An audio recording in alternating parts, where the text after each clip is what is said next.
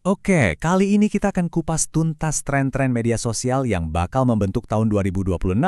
Ini bukan cuma teori ya, tapi wawasan yang jelas dan bisa langsung Anda pakai. Yuk kita mulai aja. Kita langsung ke intinya ya, dengan satu pertanyaan penting. Coba tanya ke diri sendiri, strategi media sosial Anda udah siap belum buat tahun 2026? Soalnya, lanskap digital ini lagi bergeser di bawah kaki kita, dan pergeserannya jauh lebih cepat dari yang kita sadari. Kenapa pertanyaan itu penting?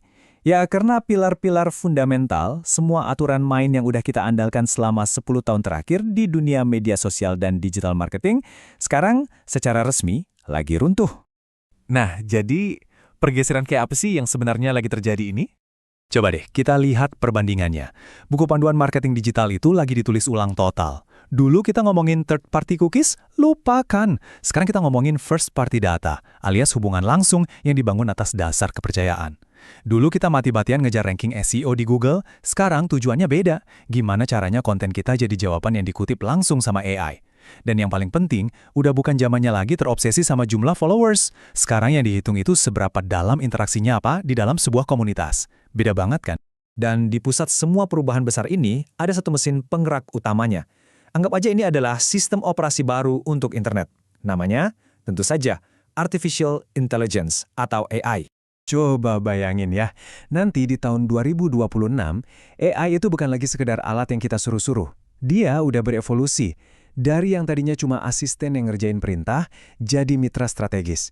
AI bukan lagi sekedar fitur, tapi udah jadi infrastruktur inti yang ngejalanin seluruh ekosistem marketing.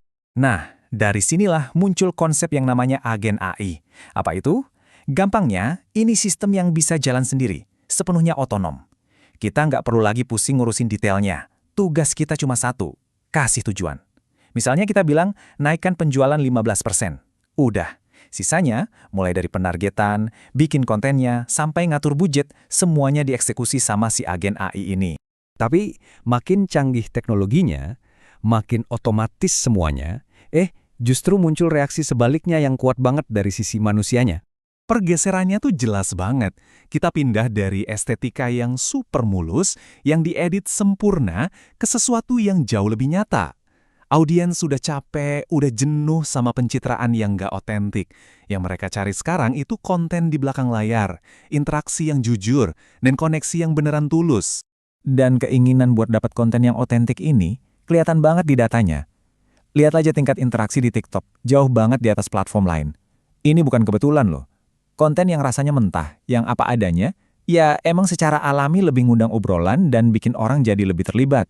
Nah, tren keaslian ini efeknya nggak cuma ke cara kita berinteraksi, tapi juga ke cara kita berbelanja. Ini yang akhirnya ngebentuk sebuah ekonomi baru, di mana batas antara konten dan etalase toko tuh udah ngeblur total, udah nggak ada lagi. Gini deh, perjalanan dari cuma lihat-lihat produk sampai akhirnya beli, sekarang cuma butuh satu kali tap. Semuanya terjadi di dalam satu aplikasi, tanpa perlu keluar. Jadi, corong pemasaran tradisional yang dulu ribet dan banyak tahapannya itu udah runtuh.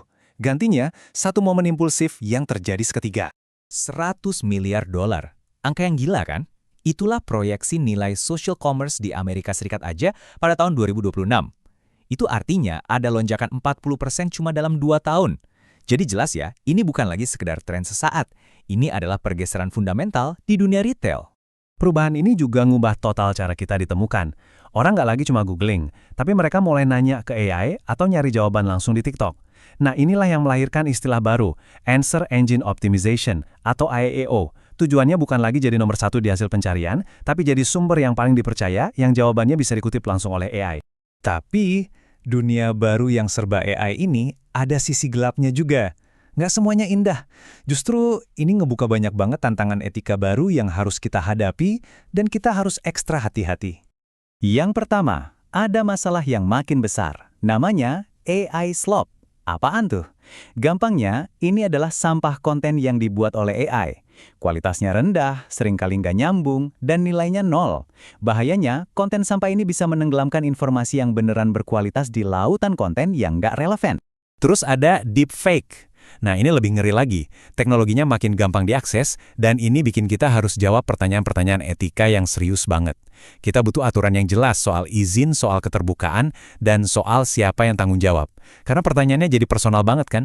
Siapa sih yang punya hak atas muka dan suara digital kita? Dan kalau itu disalahgunakan, siapa yang harus disalahkan?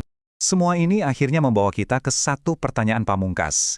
Di dunia di mana batasan antara yang asli dan yang buatan semakin tipis, semakin kabur, apa sih mata uang baru untuk sebuah kepercayaan? Dan yang lebih penting, gimana cara kita nentuin siapa atau apa yang pantas kita percaya?